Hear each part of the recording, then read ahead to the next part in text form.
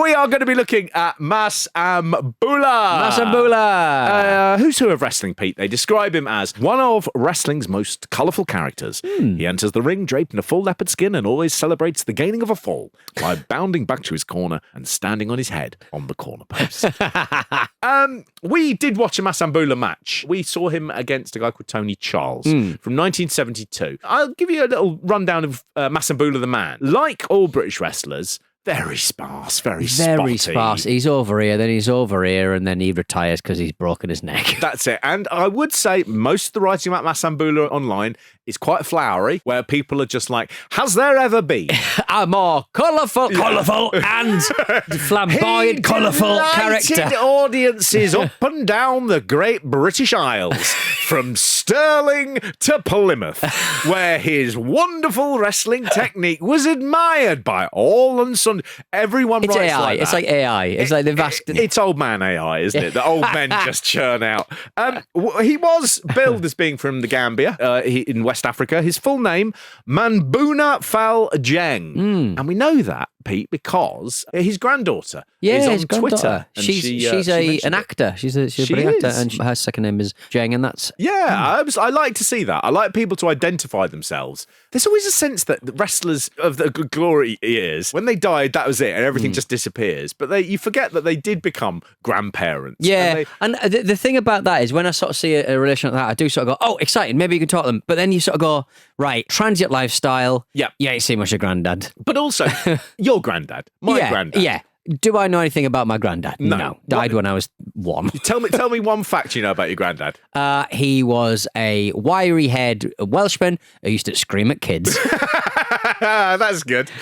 My granddad, during the war, he was in reserved occupation in London, and a bomb once landed on some stables, and he saw a horse on fire running down the road.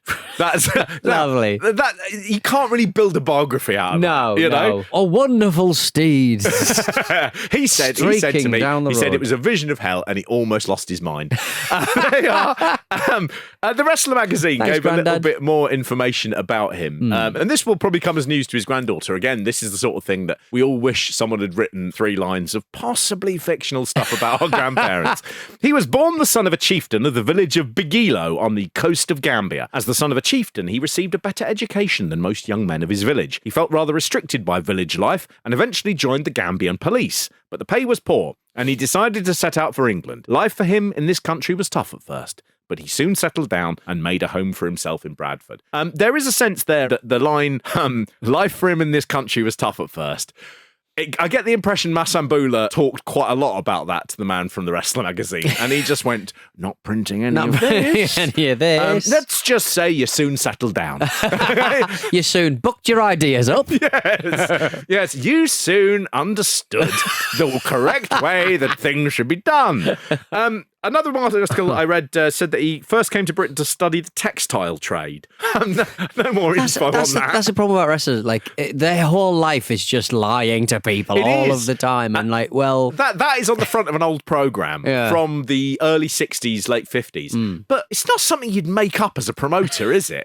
You're not going to go, we'll say, come over here to do the textile trade. That must have come from Masambula. He debuted in 1952 and he lived in Wibsey in Bradford. He's one of the notable people of Wibsey, but not if you look at Wikipedia. He's a victim of what we call the cat weasel paradox, which is that you can be really famous and known to loads of people in this country just by name, but Wikipedia refuses to put you in. Right. And instead puts loads of people that really aren't important in notable people section. Yeah. One of the other people who has a connection with Wibsey at this time was Jean-Jacques Burnell, who's the bass player with the Stranglers, who attended Bradford University, and he lived in Wibsey. And the Stranglers first formed in 1974, which means there is every chance that Masambula and the Stranglers might have passed each other in Wibsey. In the night. There would be a moment where he was driving past in his car when the Stranglers were playing in a garage. And the Stranglers and Masambula coming together is a combination that is sort of the magic period of time in this country in the 60s, where we go from manufacturing to being producers of entertainment. And here are these two classic entertainers, the Stranglers and inhabiting the same space, breathing the same air. There was something in the air in Wibsey, in Bradford, in 1974. I met Jean-Jacques Burnel of the Stranglers once.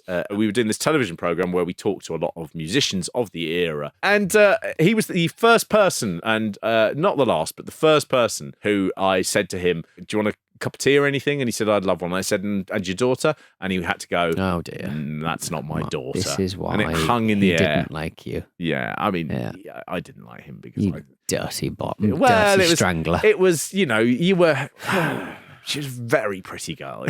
It just did not seem fair. So I'm going to belittle you. Yeah. A weird ego move from Marky Haynes there. I look forward to a new track on his album, which will be on the front of the Daily Mail, given away free, I should imagine, which is called People Who Talk About Wrestling Are Slags.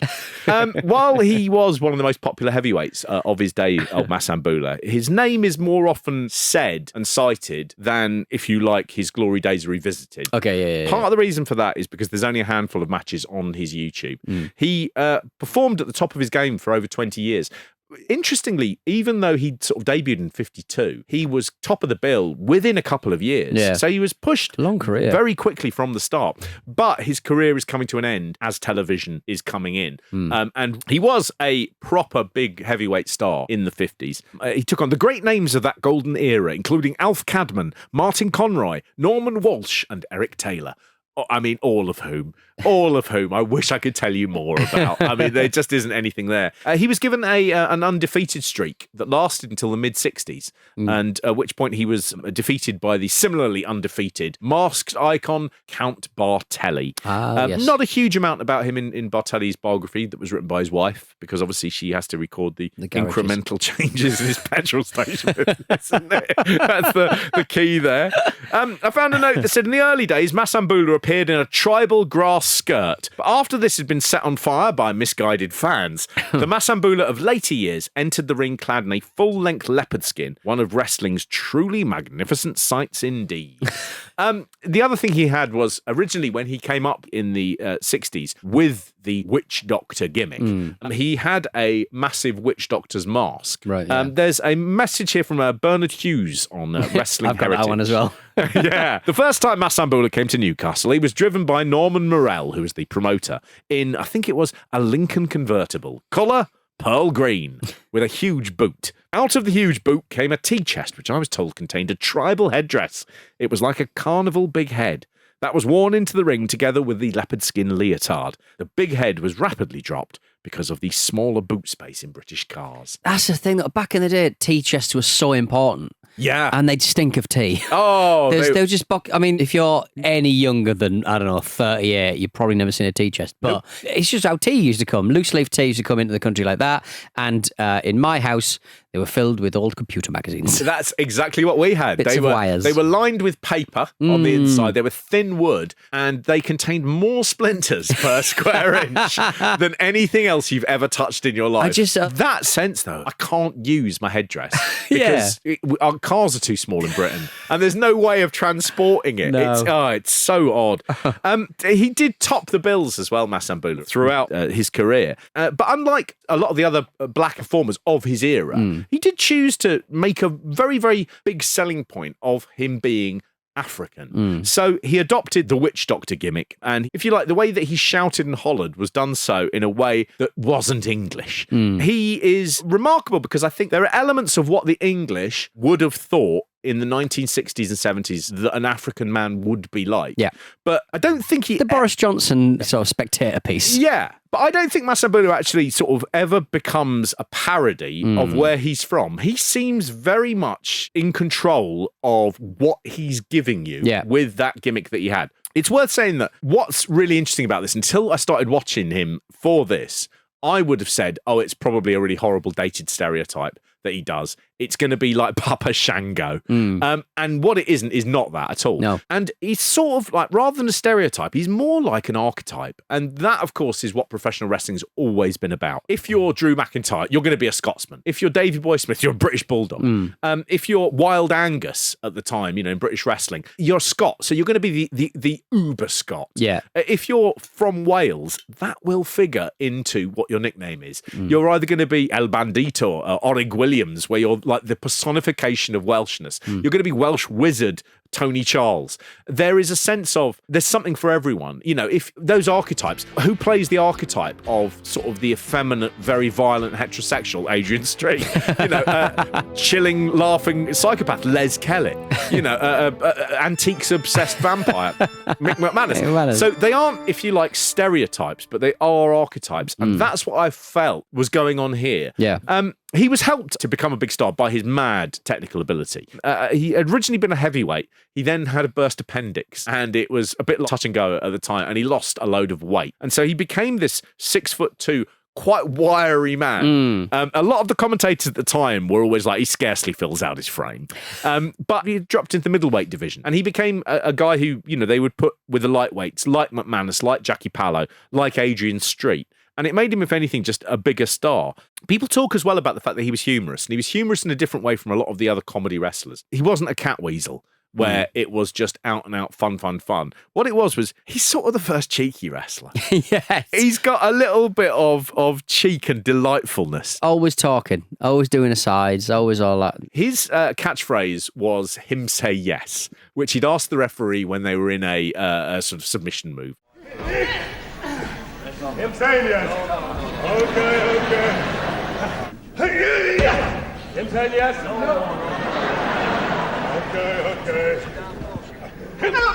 No. Him saying yes. No. A submission from that, very unlikely, one would say. Especially as Charles has still got both hands on the toe hold.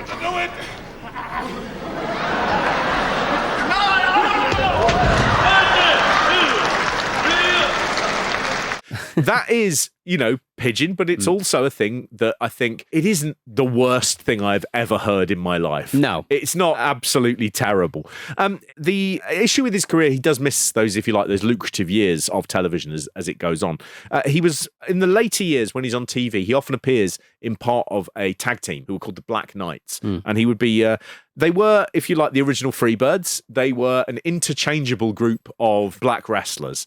Never a good thing. No, never. But he would team often with Honey Boy Zimba, who was billed as being from Sierra Leone, but was Jamaican, Jumping Jim Moser, and Johnny Quango, Ezard Hart and Caswell Martin. British wrestling had a number of high-level black athletes throughout its history. And right at the end, I'm going to put this all into a great big doctoral thesis, and I'm going to blow everyone's socks off. He also died in 2007 at the age of 82. Again, just a long-lived man. But the match that we're going to watch is back in 9th of February 1972 in Leicester de Montfort Hall against Welsh Wizard. See, all doing it.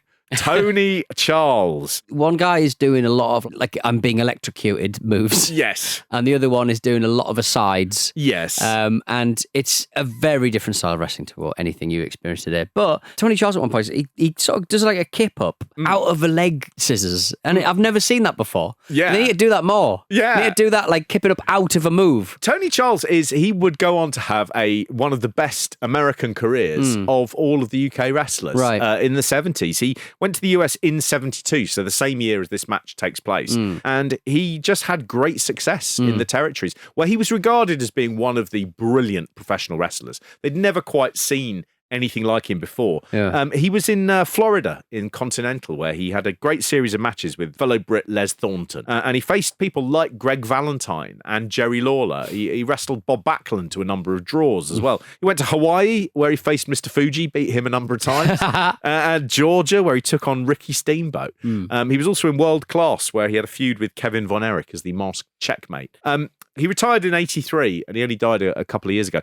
But Tony Charles, it's that funny thing of, you see someone and until you go digging, you don't sort of go, oh, right. So this guy took on Ricky Steamboat, did he? I know. Because he's in there with Masambula at the minute. I don't know if anyone's told him. The thing that's really notable about this match is It's beautiful, but as you say, it is very much, if you like, the older end of TV wrestling in this country. The intensity isn't there. There's a lot of polite round of applause, and the commentary. It's the commentary, and it's always got to be like that. But it's very that's audience just happened. Very snookerish. It is, and the audience are not what you'd expect from a wrestling crowd. They're in the front row are a load of old ladies, all wearing their thick specs. They've all had their hair done, and 5 rows behind them. An entire 5 rows just of elderly men in suits. Yes. You go back 5 rows and they're still all in the suits. And Masambula is very over with them, more so with the ladies. Yes. And they delight in both his technical prowess and his timing, but they also do like it when he speaks in a broad African accent.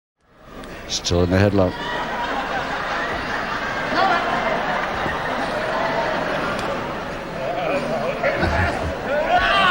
Out of the headlock, going for the leg, but not really a leg hold there. Yes, Charles makes it into one.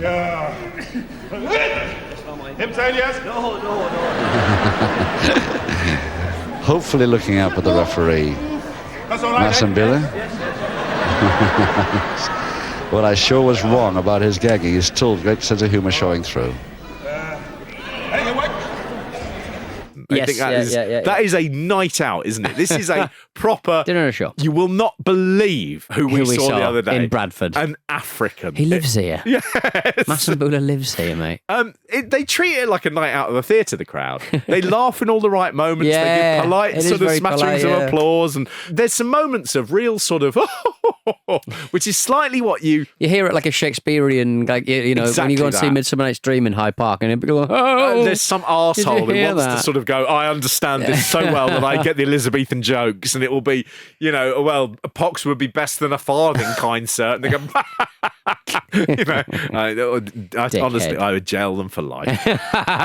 Wrestling Heritage made a really good point. Someone was writing about Masambula, and they noticed this match, and they said it was fascinating to note how the neckless ladies and necktied gentlemen at 1972 ringside saved their loudest rounds of applause for 2 sporting moments where Masambula declined to administer first a headbutt and second a potentially painful leg stretch. Such applause followed an interaction with the wrestlers at some kind of ethical level, and it's one of the many fossils from a time gone by, and in part an explanation of why professional wrestling can never regain the glory years.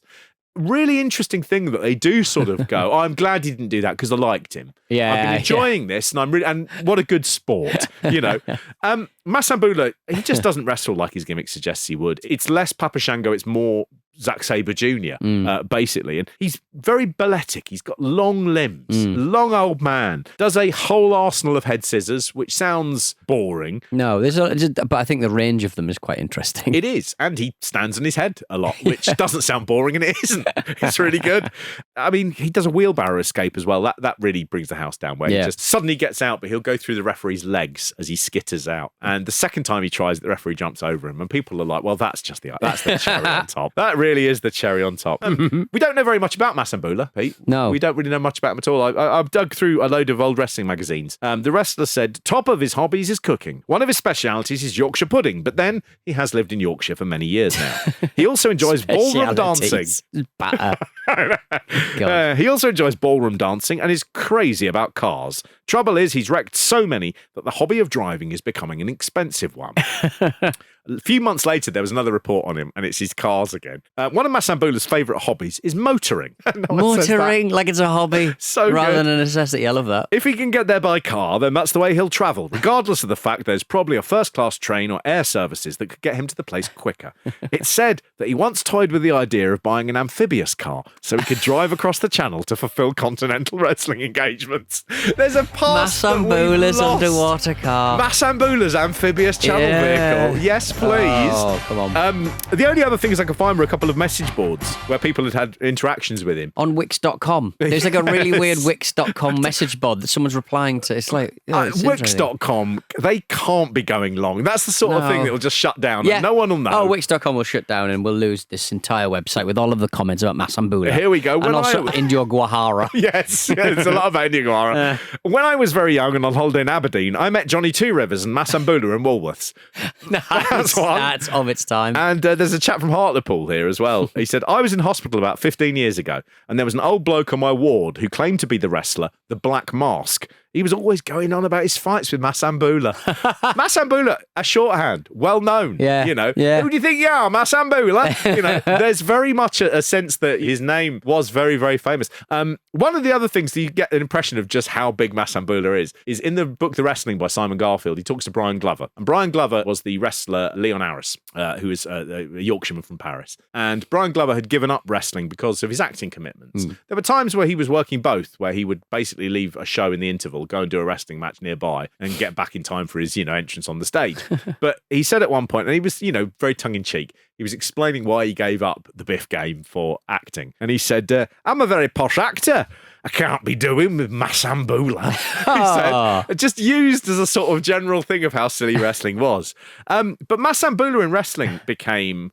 there's a big story for the end of his career. But on the 19th of February 1975, in Preston Guildhall, he was taking on Judo Pete Roberts, who is also known as Super Destroyer Pete Roberts. Right. Still going. And he took a posting of the kind he'd taken thousands of times through his illustrious career. But the corner padding was not secured properly, and the crunch of the impact reflected the collapsing of his spine, exacerbated only by the follow-up slam. There's a sort of report on wrestling heritage here. As Mas lay motionless on the canvas, we imagined he was up to his old tricks. Wasn't he always? But the referee's slowing count could do nothing but eventually and reluctantly reach the unplanned 10. And the sounding of the bell, which called time prematurely and uninvitedly on this youthful veteran's glittering 23 years at the top. Remember we were saying how it's like old man AI? It really is. The momentary commotion as the ubiquitous St. John's ambulance men were called urgently was followed by a strange quietness. It probably only lasted a few seconds, but there was a communal sense of something being terribly wrong. Although no one knew how serious the injury was, the rest of the night was more subdued than usual.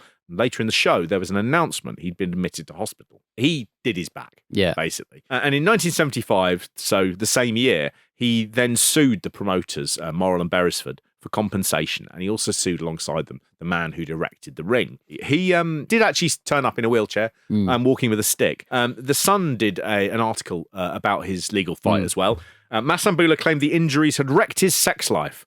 I used to be very randy. Now it's like being castrated, a Nubian slave, he said. Nubian. Even pills to improve his sex life had failed. Sex life pills. From the 70s. I wonder what they were like. Oh, God. I bet it was just caffeine. Chalk.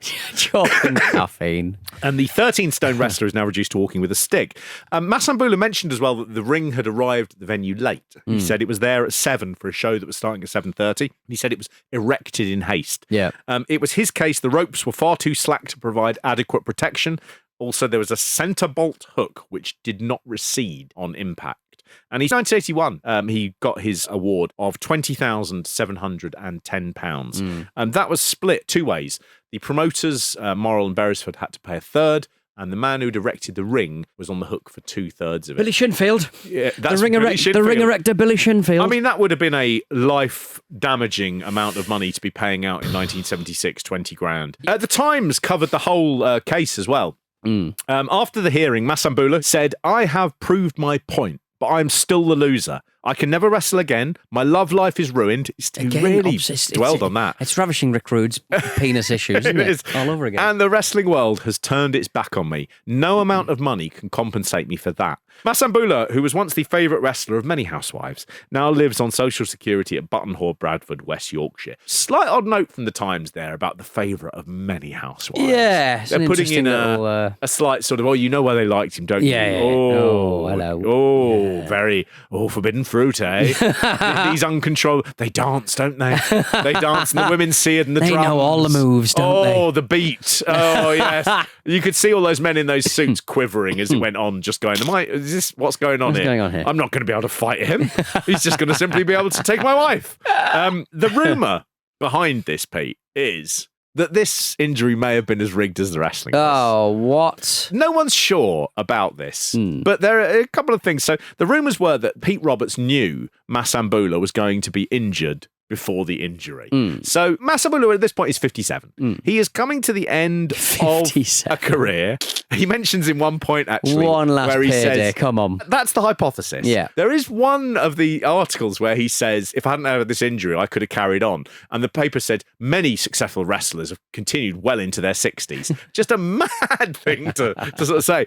Masambula's case also was derailed slightly in their eyes by the fact that he did wrestle the week afterwards in a couple of venues. Against Kid Hawaii or something. I think what happens is, in the third round, he collapses and Pete Roberts stands back and they count him out. Well, what was due to happen was that he would collapse with a fake injury in the fourth round, and that's how the match would end. And so there's a sense of going, did they give him the ending? And did he just go, if I do it one earlier, I'll pretend it's real, I'll work everyone, and I'll get a big payday and don't have to work anymore. So no one's quite sure. My key take on this, by the way, Pete, is it's another bit where I say that British wrestling is massively overlooked. It's culturally incredibly important. And more importantly to you and I, it's woke. Right? It's a pioneering way in this country of how black people were put on television in their own right. They are, a lot of the time, put in there and gone, look at these capable, brave, heroic men.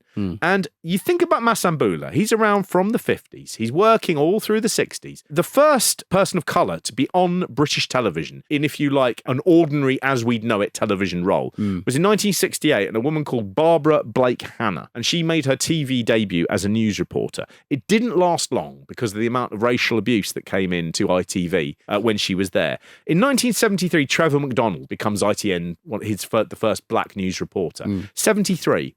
Masambula's career is over by 76. Yeah. He has been appearing on television in town halls all over the country for all of those years. So it made me sort of go, how long has British wrestling been better than all other organs of state and institutions that Britain has? And for the randy men of the world, you can just tread the boards. Are you ready for this, Pete? The first black Olympian who represented Britain was a guy called Louis Bruce. This was only rediscovered in 2002 by some Olympic researchers. And he was a heavyweight wrestler. He reached the second round of the 1908 Olympics in London. So the very first black British Olympian was a wrestler. More than that, he was only the sixth black person to ever compete in the Olympics. And more than that, he then went on to become Britain's first black tram driver. And so his story is very well known because he'd already been celebrated by the transport people as a pioneer. It's always, I remember it. It's always in the train stations, isn't it? That's right. The Olympic guys found out about the career of Louis Bruce by going to the Snake Pit in Wigan, the wrestling club. Is it still going? Don't know. And they said they had a collection of old wrestling documents and memorabilia that they were able to go through. They recovered a set of the 1908 Olympic wrestling documents that had all of the entry forms and lists. And there was Louis Bruce. And they found out that he was the same guy as the tram driver. And they were able to find out that he was the first black British person to take part in the Olympics.